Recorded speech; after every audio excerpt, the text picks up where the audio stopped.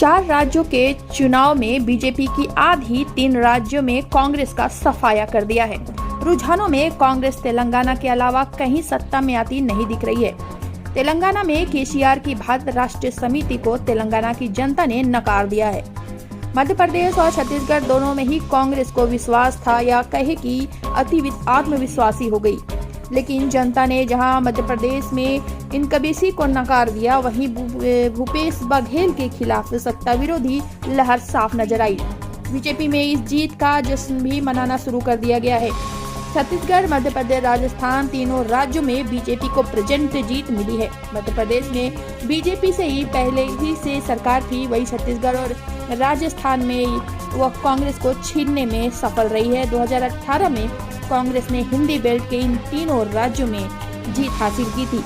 ऐसे में कांग्रेस के लिए नतीजे बड़ा झटका माना जा रहा है। हालांकि बीजेपी चुनाव नतीजे जीतने के बाद बड़ा सरप्राइज दे सकती है। माना जा रहा है कि तीनों राज्यों में जनता को नए सीएम देखने को मिल सकते हैं। इस पे क्या कहा झारखंड के प्रवक्ताओं ने, आइए जानते हैं।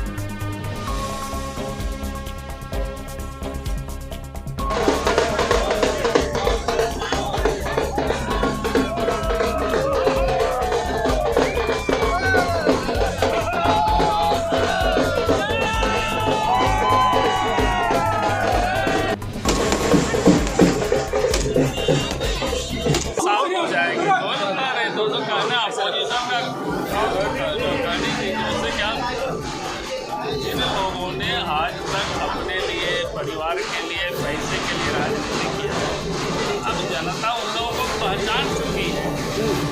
अब उन लोगों को जनता ने अब पूरी तरह से नकार रही है। ये बिल्कुल स्पष्ट है। चुनाव में महिलाओं की भी बड़ी भूमिका रही है आप लोगों को ताकत देने में। क्या कारण रहा कि वहाँ बीजेपी जीती और प्रत्याशी तमाम राजनीतिक पंडितों को धोखा दे दिया? राजनीतिक पंडितों को किसी को धोखा नहीं है। बीजेपी तो कहीं कोई धोखे में नहीं। बीजेपी शुरू से कर रहे थे। आपने एचएम का बार बार बात सुना कि छत्तीसगढ़ में आश्चर्यजनक रिजल्ट निकला, और हम तो लोगों को बताया कि हमारे साथ जब चुनाव प्रचार समाप्त होने के बाद हम हवाई जहाज से वापस लौट रहे थे, उस जहाज में कांग्रेस के भी नेता लोग लौट रहे थे, जो कि प्रचार समाप्त हो गया। और उन लोगों ने बताया कि नहीं, पहले आप लोग कमज़ोर थे, लेकिन अब बड़े टक्कर में आ गए। जबकि उस समय 7 तारीखें बिता था, यानी फर्स्ट फेज का चुनाव के प्रचार अभियान समाप्त हुआ। उसके बाद फिर सेकेंड अभियान, तो काफ़ी सीटें बची।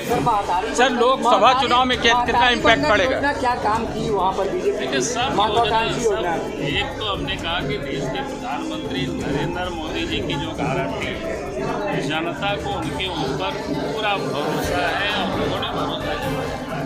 और चुनाव घोषणा पत्र, चाहे वो आवासों के लिए योजना हो, किसानों के लिए योजना हो, मेरा जितना भी चीज़ें हैं, क्योंकि लोगों को लगता है कि भाई बीजेपी ही जो कमिट करती है जनता के लिए उसको पूरा करती है। कांग्रेस पार्टी जितनी भी कमिट करती है, वादा करती है, कभी पूरा नहीं करती है। सत्ता में आने के बाद वो वहाँ से मुकर जाती है। तब जनता ने इस बात को 24 सर, जदयू के लोग कांग्रेस पर बरस रहे हैं कि इन्हीं के कारण से सब हार हुई है। अब ये उन लोगों की मामला है, लेकिन अलायंस था, उसमें हमको क्या है, बीच में ले आ रहे हो बीजेपी। 2024 में किस तरीके से देख रही है? 2024 तो मैंने बार बार कहा, भाई देश में फिर से नरेंद्र मोदी जी के नेतृत्व में सरकार बनेगी, और झारखंड में भी भारतीय जनता पार्टी के नेतृत्व में भारी बहुमत से। सर, आदिवासियों का जो ट्रेंड दिखाई दिया वहाँ पे, छत्तीसगढ़ के जो बस्ता का संवाद है, वहाँ पे आदिवासियों ने बीजेपी को चुना, जबकि पिछले चुनाव में कांग्रेस के साथ।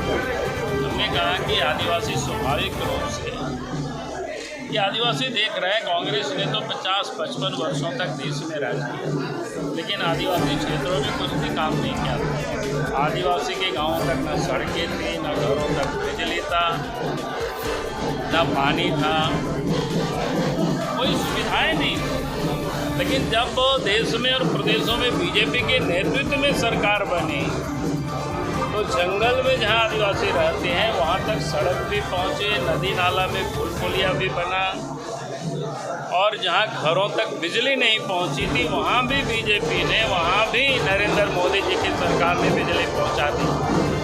तो और स्वाभाविक रूप से और सम्मान भी जो आदिवासियों को जो बीजेपी ने दी है, आज भी भारत सरकार के मंत्रिमंडल में 8 मंत्री हैं, ये कभी नहीं हुआ था। और उसके साथ साथ देश के राष्ट्रपति भी आज आदिवासी समुदाय से आते हैं, महिला है श्रीमती द्रौपदी मुर्मू। तो ये देश के आदिवासी जान रहे हैं, देख रहे हैं।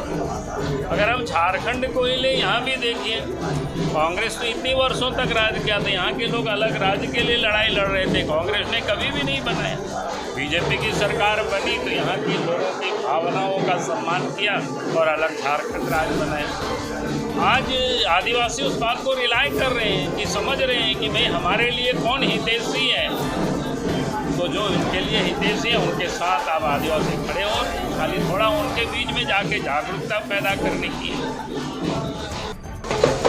देखिए, बहुत अच्छा फील होता है, हमारी पार्टी जीती है। और चुनाव के जो 3 मुख्य मुद्दे थे, मुझे लगता है मोदी है तो मुमकिन है, एक अकेला सब पर भारी, और there is no alternative to प्रधानमंत्री, कोई विकल्प नहीं है उनका। और हमारी जो मध्य प्रदेश में सरकार ने काम किया था, हमने एंटी इनकम्बेंसी को प्रो इनकम्बेंसी में बदला, और राजस्थान का करप्शन और जो भूपेश कक्का है उनका लूट, ये सब जनता को बर्दाश्त नहीं हुआ और बड़ी हमें जीत मिली। आज यूँ कह लीजिए कि थोड़े दिन के बाद होली का त्यौहार आने वाला है, लेकिन आज इस जीत के जश्न ने साबित कर दिया कि आज ही होली का त्यौहार मनाया जा रहा है। होली और दीपावली दोनों साथ साथ है। आदरणीय नरेंद्र मोदी जी के नेतृत्व में देश में लगातार होली और त्यौहार की दिवाली की त्योहारें मनाई जा रही हैं, क्योंकि ये मोदी मैजिक है। और जो कहते थे कि देश के लिए पनौती है, तो आज देश ने 3 राज्यों की जनता ने यह साबित कर दिया कि असली मायने में देश का पनौती कौन है। और कांग्रेस की जो नीति रही है, फूट डालो और शासन करो, उन्होंने बहुत तरीके से बहुत ढेर सारे जुमले फेंके, लेकिन वो सारा बेकार चला गया और कांग्रेस का सुपड़ा साफ हो गया। तो कांग्रेस की जो नीति रही है, फूट डालो शासन करो, अब नहीं चलने वाली है। भाजपा जनता ने अगर भाजपा को चुना है तो भाजपा जो कहती है और वो करती है, करके दिखाती है। विकास को उन्होंने चुना है, राष्ट्रवाद को जनता ने चुनी है, और एक नए देश आत्मनिर्भर भारत को चुनने का काम किया है जनता ने। तो जनता को भी मैं बहुत बहुत आभार प्रकट करती हूँ। बहुत ज़्यादा खुशी है हम लोग को, हम लोगों ने परिश्रम भी किया था, और ये सिर्फ मोदी जी का विश्वास सब जनता का है जो मोदी जी के लिए है, और उसी का परिणाम है कि इतने प्रचंड तरीके से बहुमत का सरकार 3 राज्यों में हम लोग का बनने जा रहा है। और आने वाला समय में झारखंड में भी हम लोग का बहुमत से सरकार बनेगा भारतीय जनता पार्टी का। ये सिर्फ मोदी जी का विश्वास के वजह से सभी जनता ने मतदान किया है।